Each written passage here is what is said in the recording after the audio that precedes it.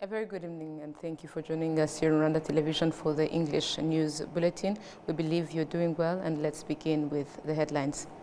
At the 24th Ordinary Summit of the East African Community, the heads of state reiterated the importance of accountability and fostering strong partnerships to effectively implement the community's mandate. The president of the Rwandan Senate, Dr. Xavier Kalinda, has urged Rwandans to avoid actions linked to genocidal ideologies and to refrain from identifying themselves through the lens of ethnic divisions. On the international scene, emergency crews on Saturday continued searching for survivors after a landslide buried dozens of homes across several villages in the eastern of Uganda.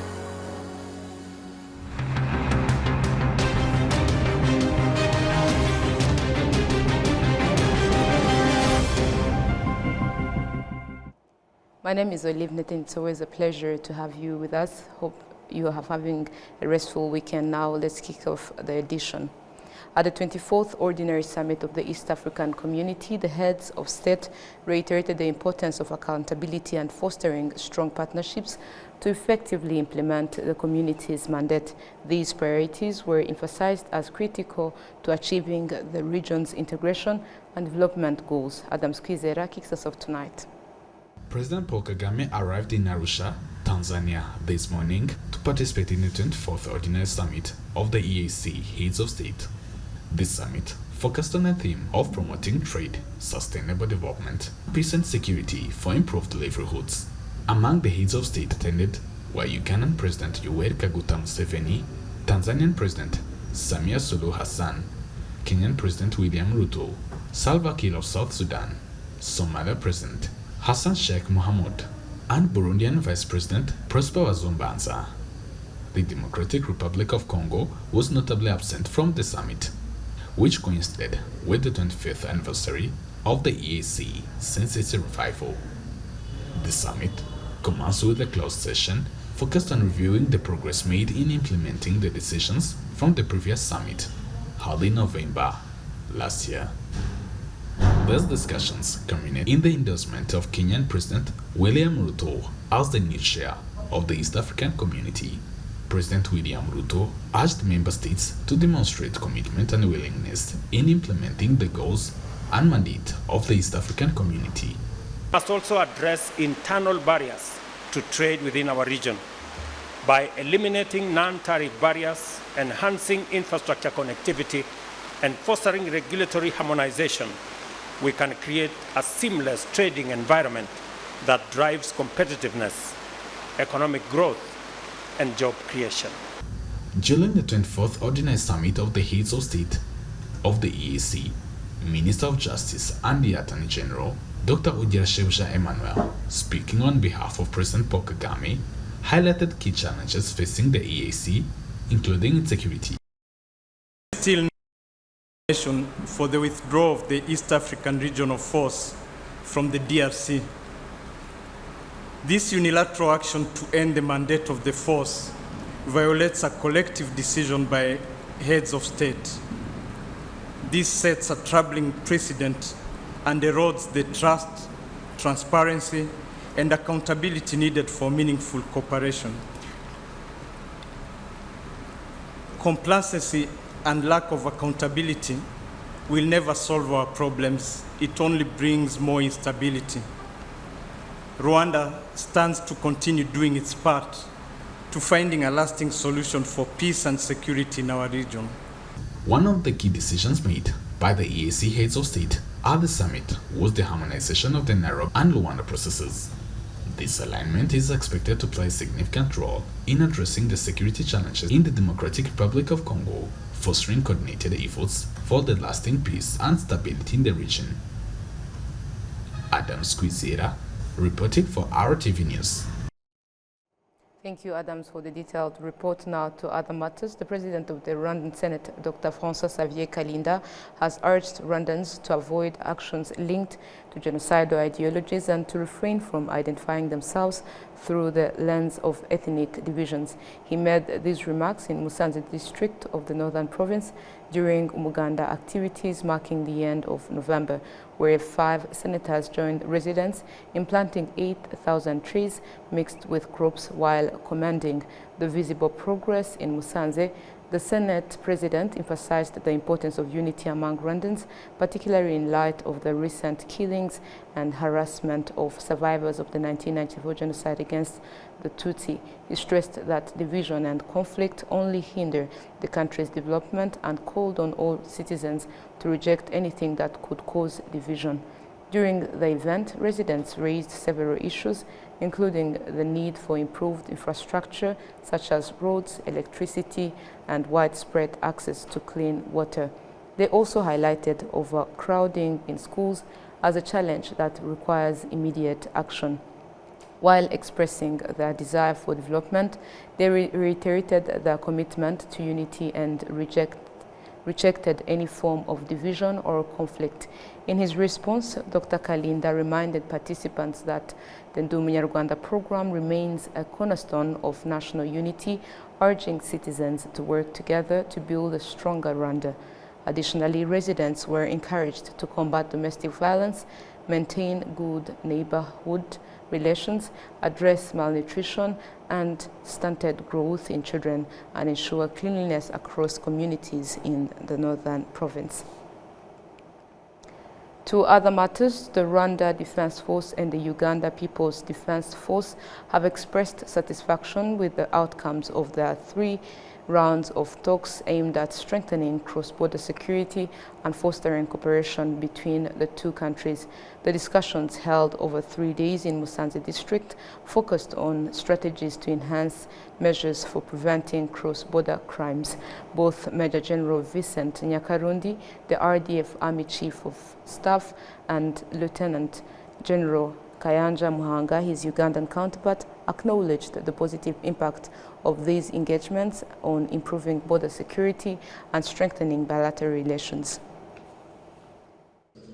I appreciate that came out of these meetings. I was saying that now the issues, cross-border issues, are timely addressed by the commanders on the ground. Because initially, before these meetings, these military to military contacts, the issues were happening at the border, and they will go to Kampala. Kampala brings back to Kigali or through the embassy. The same thing that things will happen at the border in Rwanda. Then Kigali will call Kampala or go through the embassy. And that will take time. But today, the issues the commanders on the ground can solve those problems. Meet or phone call, just issues are addressed. So those are the things we can appreciate. The result of these meetings is that there is now improved coordination between the 2 forces, the RDF and the UPDF, especially on issues to do with security, border security. There is also improved now coordination between the forces. Things we used to be solved in Kampala and Kigali, but today issues at the border are solved there and then between the commanders, the immigration. Everything is moving on now smoothly at the border. So these meetings go on improving relations between the 2 forces, especially issues to do with coordination, like I would said, cooperation. They bring us more together to work together smoothly. During the meeting, delegates from both forces had the opportunity to visit the Kigali Genocide Memorial and key historical sites, highlighting the struggle to end the 1994 genocide against the Tutsi and liberate Rwanda. The participants also reviewed resolutions from the previous meeting held in Barara, Uganda, ensuring alignment on action points. The 2 forces agreed to bolster efforts to prevent security threats along the shared border, including combating smuggling and other cross-border crimes. The next round of talks is scheduled for February next year and will take place in Uganda. Moving ahead with other matters, residents resettled in the Kaniga Modo village, Mulindi sector, expressed heartfelt gratitude to the government of Rwanda for relocating them from high-risk zones, prioritizing their safety and improving their living standards. 60 families have now settled in this Modo village. We have more in this story. The residents and senators first planted 1,000 avocado trees and an additional 200 trees of various types in the fields surrounding the village. After the community work, an elderly man called Benoit invited the senators to his home. There is a man who came here and I told him that I had spent a long time without sleeping well, but now I sleep soundly. They engaged in a lengthy conversation during which the elderly man and woman reminisced about the year they spent in their new home, living comfortably after relocating from high-risk zones. They expressed their gratitude to the country's leadership for the initiative to resettle residents from these high-risk zones. Kanigamodo village was developed through the Green Gicumbi project alongside several other environmental initiatives. However, the Green Gicumbi project has just 1 year remaining to complete its programs in the region. The Vice President of the Senate, Solina Nyirahabimana, expressed her satisfaction with the community's collaboration on the project and encouraged them to fully leverage the benefits of the initiative before its completion. The Green Gicumbi project is a great initiative, and we are all aware of other projects that have failed. However, I'm glad that you have made the most of the opportunities it has brought and is still bringing, especially with a year left before its completion. You have utilized it well, from paying your community-based health insurance to saving in Ejo Heza, and much more. Keep up the good work. As the project nears its end, ensure that you leverage these opportunities to create something sustainable, even after its completion. The Kanigamodo village, located in Murindi Cell, is designed with sustainability in mind. The village incorporates eco-friendly features, including a rainwater harvesting system that provides water for domestic use. Residents benefit from kitchen gardens, shared pastures for their cows, and designated spaces for poultry farming without disrupting neighbors. These families frequently return to their former homes to cultivate their fields, ensuring they maintain their livelihoods while living in a safe environment. Tomorrow News, Gatsibo District on Saturday concluded a month-long initiative dedicated to fostering citizen participation in national planning for the 2025-2026 fiscal year. During this period, residents expressed their appreciation for being actively involved in shaping development priorities, which serves as a crucial foundation for the national planning process. We have more. In Karambisel, Ngarama sector, residents showcased to the Minister of Local Government, Dr. Patrice Mugenzi, how their active involvement in national planning empowers them to contribute to sustainable development. Through this platform, they can voice pressing challenges that hinder their progress, ensuring these issues are prioritized and addressed effectively. We appreciate this because it supports our development. When we are given the space to express our concerns, it helps in finding solutions, allowing residents to participate in both the country's development and their own. The Minister of Local Government, Dr. Patrice Mugenzi, highlighted that citizen participation in planning in Rwanda has risen significantly from 74% to 94%, marking a remarkable milestone in inclusive governance. What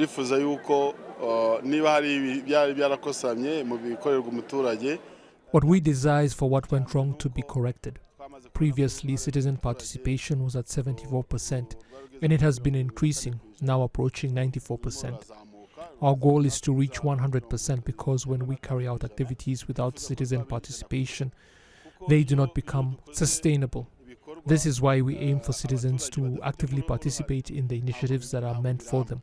If necessary, evaluations can be done by them to ensure that what was not fully accomplished can then be completed in the following year. This will help us achieve the shared development we strive for, ensuring that no one is left behind.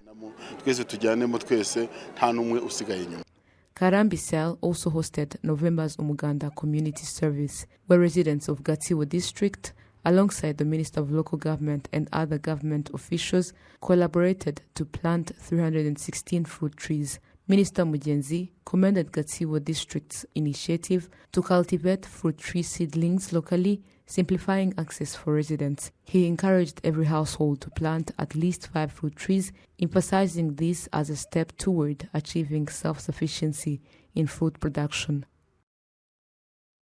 Sonarwa and the Sonarwa General Insurance Company Limited hosted Friday night a customer gala dinner to celebrate their trust that led to the success of this company.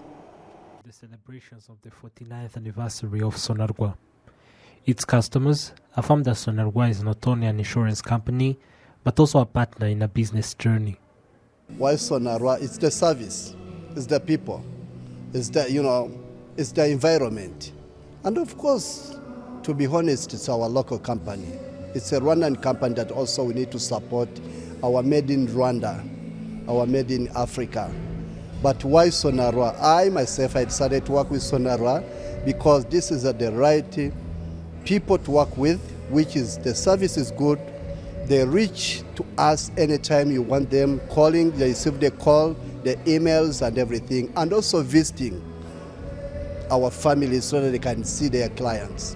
The Chief Executive Officer of Sonarwa Life, Diana Mukungwa, reiterates that the company is not owned by a certain group of people, rather Rwandans at large, as there is a room to provide ideas developing their life and Sonarwa's business at large. So the greatest key message tonight is to tell everyone that is going to listen to this message to ensure that they have a life assurance cover, because insurance penetration in Rwanda is still very low. It's below 3%, and we can only grow it when we know what we need. So I'll urge everyone to really look into life assurance. We are here to teach them what is needed for them to have a financial stability, a peace of mind, but also know that with our different products, they can be able to live a free life. One thing that I would also add is that life assurance is not only to do with your life, it has to do with you, your loved ones, your family, your society. So it's a legacy that one leaves for their family. Charlotte Kamanzi, the Chief Executive Officer of Sonarwa General, affirms that there are other projects to foster partnership with their customers and to ensure safety in their developing space. We are here to serve the people of Rwanda, working for common good and ensuring that everyone has a success and can access to financial secure future. Started in 1975, Sonarwa currently has 20 branches across the country. Moving ahead, the Office of the Ombudsman has emphasized the importance of educating the youth early about the dangers of corruption and ensuring everyone refrains from giving or receiving bribes. This approach is seen as key to eradicating corruption. On Saturday, Bugesera District hosted the launch of Anti-Corruption Week, which will conclude on December 9th with the observance of the International Anti-Corruption Day. Best Nature Network is an organization which focuses on promoting a beautiful environment in general.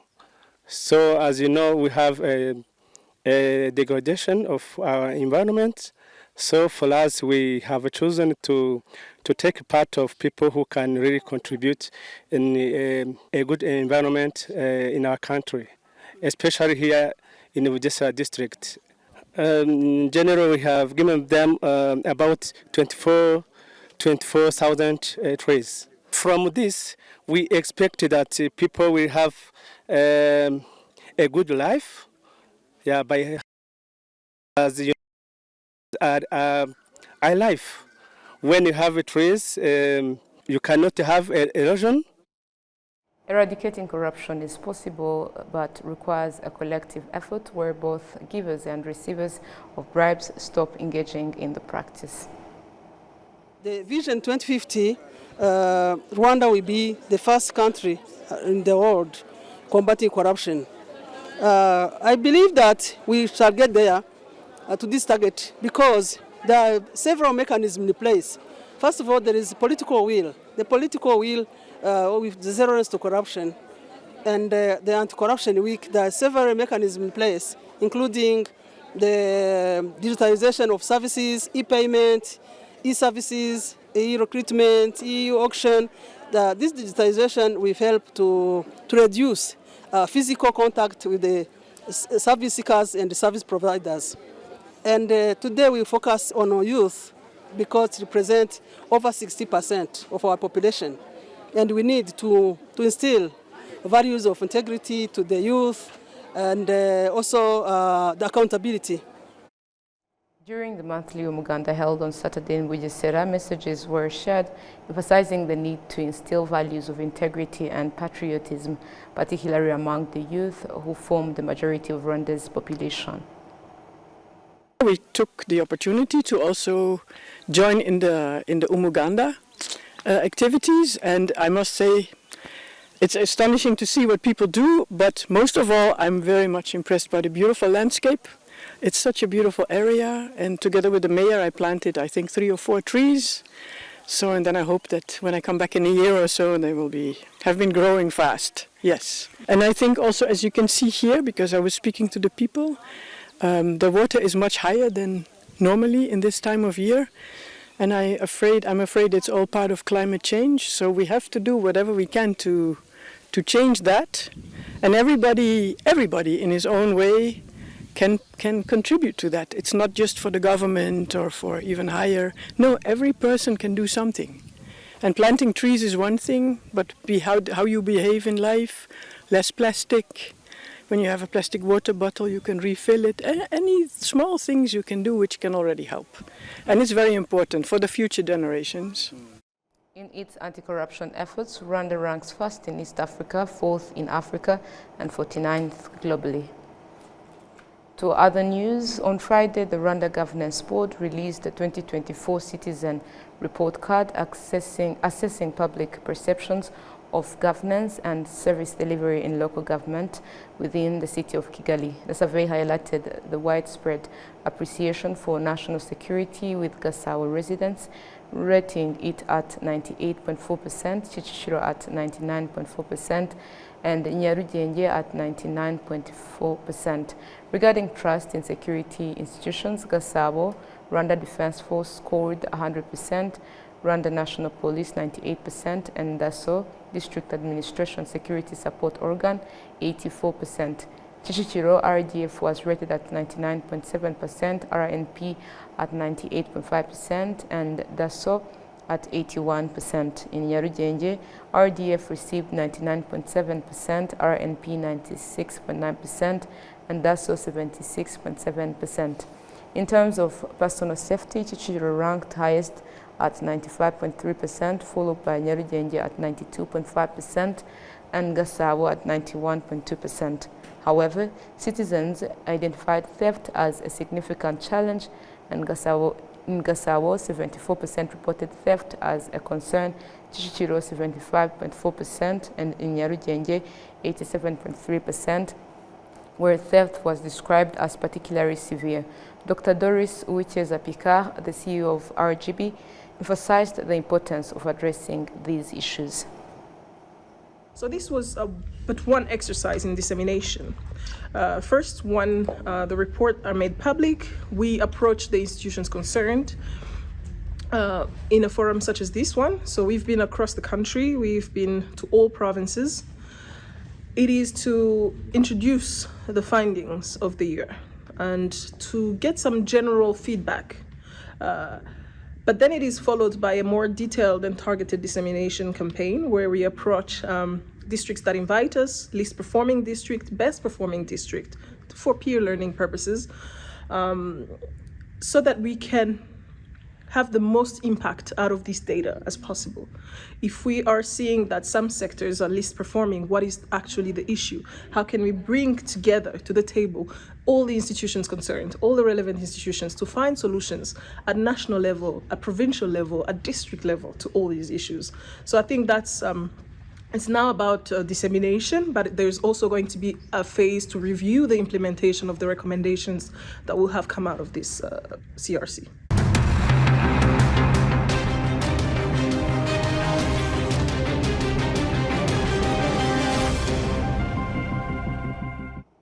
Welcome back now to matters making headlines globally. Emergency crews on Saturday continued searching for survivors after a landslide buried dozens of homes across several villages in eastern Uganda. Authorities who have spoken with media say the death toll has climbed to 17 and over 100 people are still missing. VOA has more. Emergency crews searched for survivors after a landslide buried dozens of homes across several villages in eastern Uganda. Officials said more than a dozen people were killed and more than 100 others were missing. Loved ones wailed as they looked down at victims' bodies placed in rows. Wednesday's landslide was triggered by heavy rain. A spokesman for the Office of the Prime Minister said it had warned people living in risk-prone areas about possible landslides at the onset of seasonal rains. The East African nation has been hit by unusually heavy rainfall since October that has caused widespread flooding and landslides in some areas. The area where this landslide occurred is mountainous and has experienced similar disasters in the past, including an avalanche in 2010 that killed at least 80 people. This brings us to the close of today's edition, but before we go, here is a quick recap of the top stories we've covered. At the 24th Ordinary Summit of the East African Community, the heads of state reiterated the importance of accountability and fostering strong partnerships to effectively implement the community's mandate. The president of the Rwandan Senate, Dr. François-Xavier Kalinda, has urged Rwandans to avoid actions linked to genocidal ideologies and to refrain from identifying themselves through the lens of ethnic divisions. On the international scene, emergency crews on Saturday continued searching for survivors after a landslide buried dozens of homes across several villages in eastern Uganda.